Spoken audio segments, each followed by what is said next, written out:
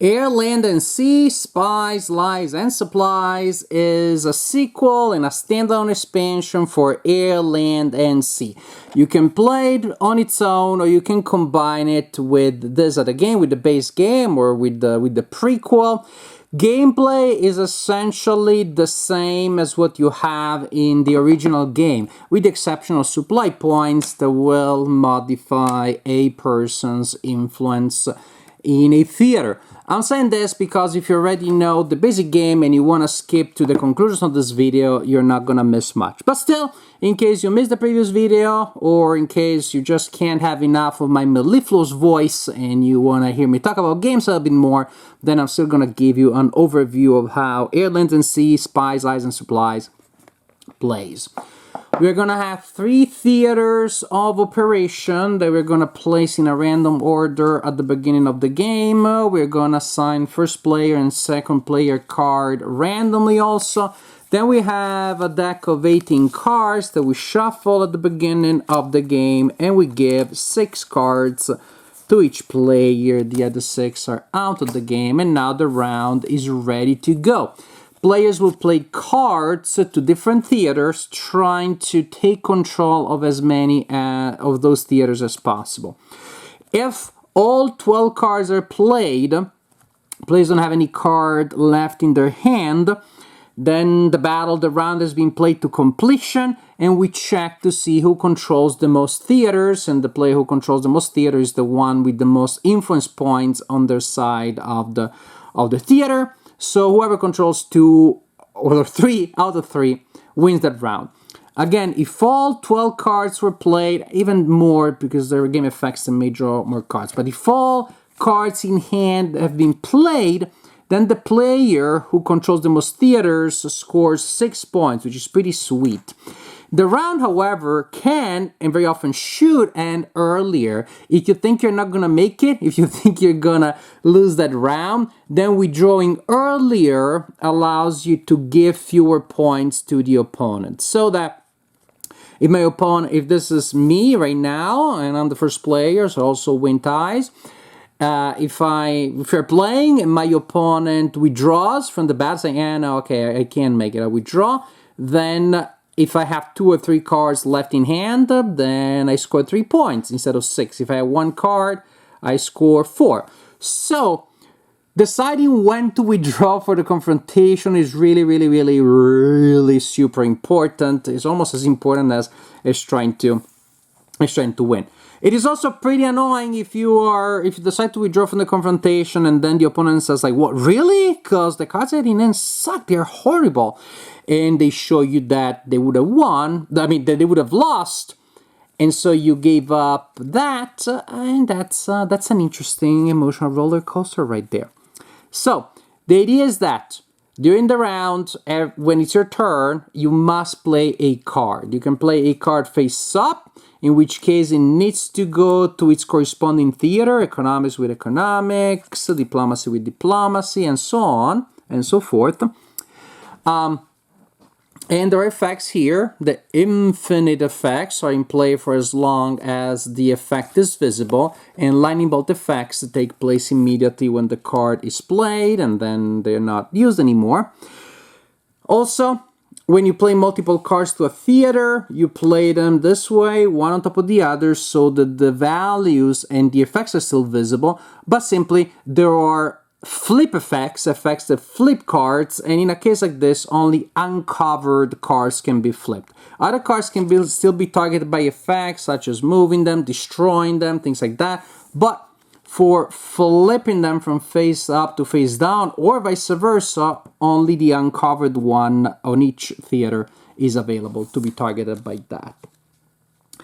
You can also choose to play any card face down, in which case they can go to any theater. They don't have to match the theater on the other side, and they all have a value of 2. So simply put, if this is what the board looks like at the end of the round, and then we're gonna see who wins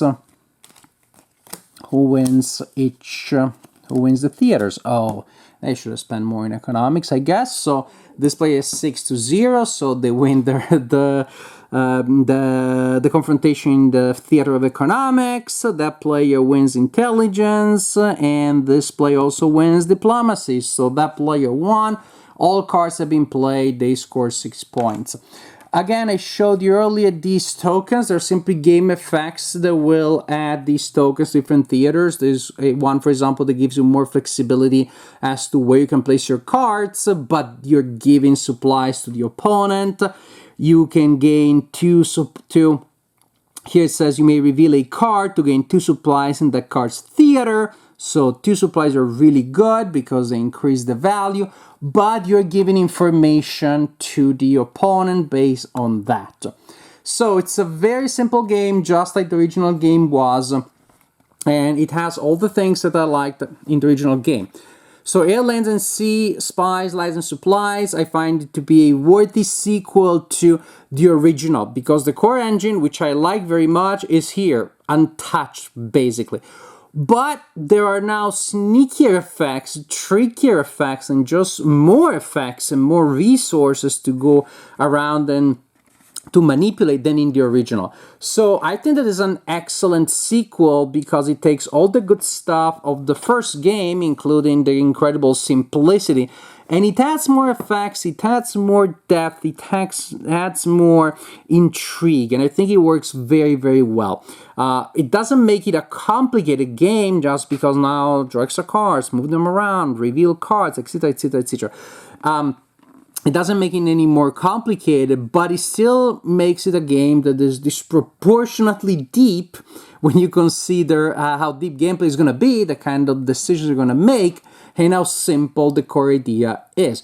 There are 12 cards, maybe some more will be drawn, but very few cards, and then you're trying to solve the puzzle. Okay, I know what I have, what my opponent may have, I try to figure that out. They will reveal information, I may reveal information to pay for certain costs, to activate certain effects. So what you have here is actually an integration of theme and mechanics that works very well, because you do feel that you have to do, that you're working with intelligence. I'd say more than you feel you're using tanks or airplanes here. I think the integration between theme and mechanics is stronger here. But most importantly, you have more decisions to make. The puzzle is more interesting. You feel that you have more options. And again, in a game that remains incredibly simple and quick to play. I just found myself spending more time and more energy making my decisions than I would in a game where you have 6 cards and a couple of effects. I was pleasantly surprised, but again, by the level of engagement that a game like this one could trigger in me and my opponent.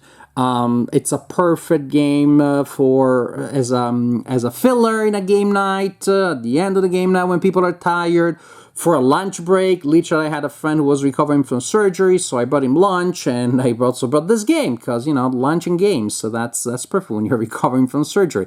And he really enjoyed both the Korean sandwiches and this game. So, Air, Land, and Sea, Spies, Lies, and Supplies. It is a definitely worthy sequel to what was already an excellent game. Between the two, I prefer this one because it's just this much more complicated than the original and a lot more rewarding and just meaty and flavorful when it comes to strategy and decisions. If you're gonna buy only one, well, this would be my preference. Having the two of them together, of course, gives you more options, including the fact that the two can be combined. With your 3 theaters, you can mix and match. You can have air, land, and diplomacy, or intelligence, diplomacy, and sea. Any combination. You can also combine them in an epic game with 5 theaters and a hand of 10 cards. I haven't played that version, and I'm no rush, because what I really like is the tight, minimalistic engine that these two games have. 3 theaters, 6 cards, to me that's perfection when it comes to a filler that has more decisions and more interesting elements to it than you would expect. This is minimalism done right, and I really, really enjoyed it. I enjoy both games, but again, my vote goes mainly for Air, Land, and Sea, Spies, Lies, and Supplies, which I just enjoyed a little bit more than its older brother.